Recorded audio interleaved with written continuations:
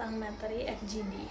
Apa sih FGD itu? FGD atau Focus Group Discussion adalah teknik diskusi yang digunakan untuk membahas suatu topik tertentu guna memutuhi berbagai kepentingan. FGD biasanya dilakukan dalam kelompok orang yang dipilih secara bersamaan dan disusun oleh seorang moderator. Tujuan utama dari FGD adalah untuk menghasilkan banyak informasi dalam waktu singkat dan menghasilkan pendapat mendalam tentang isu spesifik. FGD biasanya dilakukan dalam lingkungan perusahaan, pendidikan, atau kesehatan untuk mengumpulkan pendapat dari kelompok yang berbeda. Untuk menghasilkan pendapat yang maksimal, FGD biasanya dilakukan dengan beberapa teknik. Seperti yang pertama, pertanyaan pembuka. Pertanyaan yang diberikan sebelum masuk ke pertanyaan inti. Contoh pertanyaan pembuka antara lain seperti, apa yang diketahui tentang produk X? Seberapa familiar kamu dengan produk X?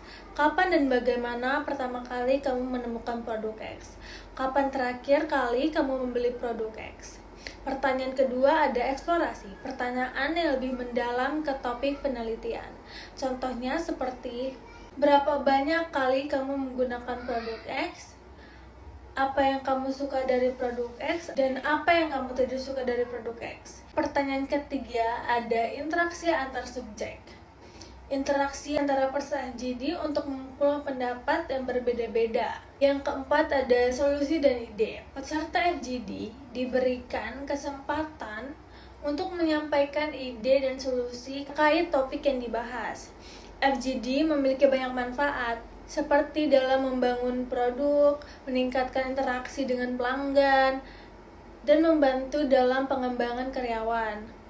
Namun, untuk menghasilkan pendapat yang maksimal, perlu berlatih sebelum melakukan FGD.